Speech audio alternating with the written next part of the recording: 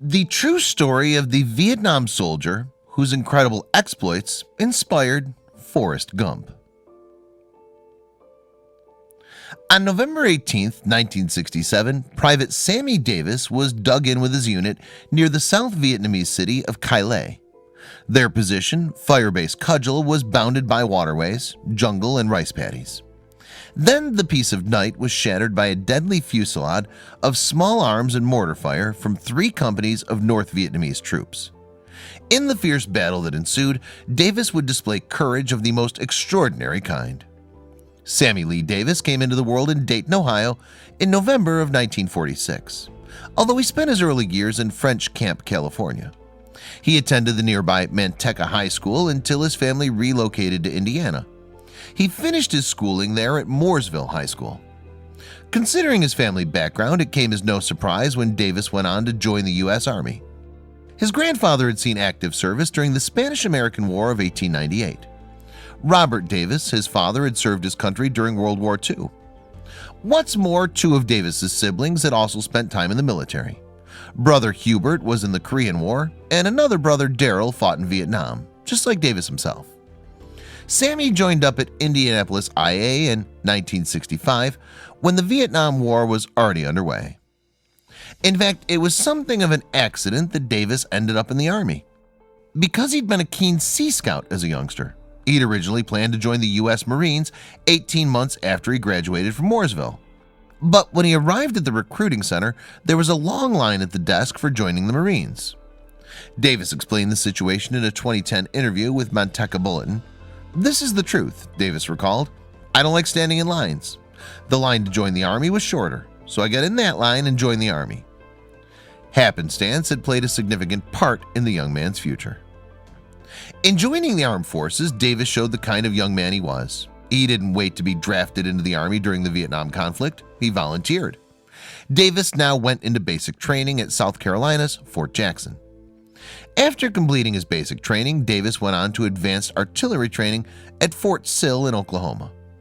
Then in March 1967, it was time to ship out to Vietnam. Just 3 days after he arrived there, he got a flavor of the fiercely fought actions that lay ahead. His camp was near the huge Long Binh ammunition dump. A North Vietnamese Army soldier managed to blow this up, and 8-inch shells shot through the air, hurled by the sheer force of the blast.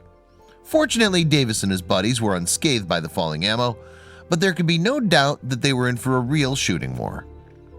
Davis arrived in Vietnam as a private, first class, and was assigned to the 9th Infantry Division's 4th Artillery Regiment. He was in the regiment's 2nd Battalion in Sea Battery.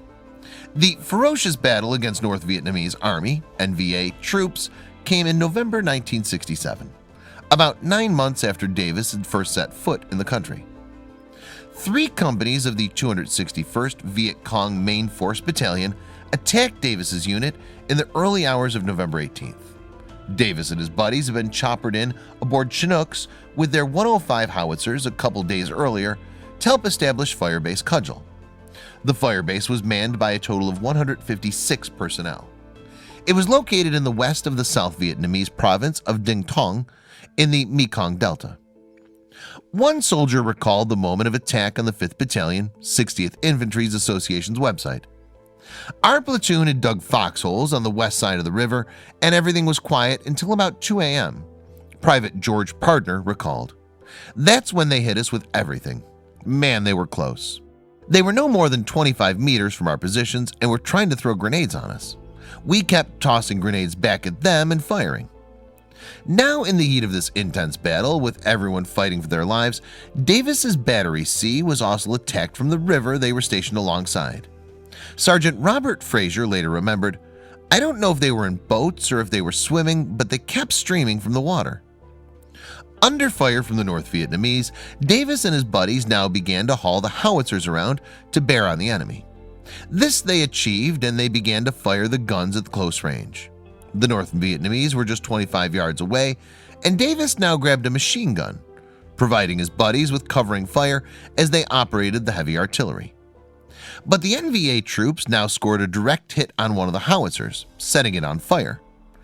Undeterred and ignoring enemy fire and shouts to take cover, Davis leapt to the burning gun and thrust a shell into the breach. He fired the cannon, and then a mortar shell exploded close by. Our hero was badly injured, but managed to fire another round from the howitzer. Incredibly, given the grievous wounds he'd sustained, which included a broken back, Davis managed to get off another 3 rounds from the artillery piece. But now his attention was turned towards another task. From across the water came shouts for help from 3 wounded Americans.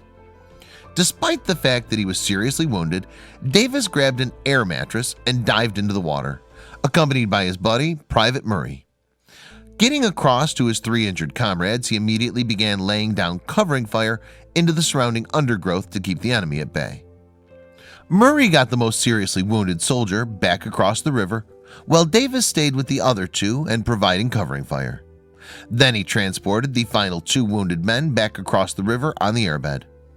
Davis now continued to defend the fire-base cudgel position, only breaking off to seek medical attention when dawn broke and the North Vietnamese attackers had withdrawn. Davis's valor was recognized by the award of the Medal of Honor, the highest military award available for exceptional bravery. President Lyndon Johnson presented him with the decoration at the White House. The presentation was filmed, and it was then doctored and used in the 1994 movie Forrest Gump. Davis's head was substituted with the familiar features of Tom Hanks, and Davis's real-life actions were the basis for the protagonist in the movie. Davis retired from the Army in 1984, and in 2016 he published a memoir. Its title encapsulates the soldier's life philosophy: "You don't lose until you quit trying." And he showed impressive humanity in a 2016 interview in the Indianapolis Star newspaper. Announcing plans to visit Vietnam, Davis said of his former enemies, "I don't think we hated each other. I never hated them. I hope to talk to them."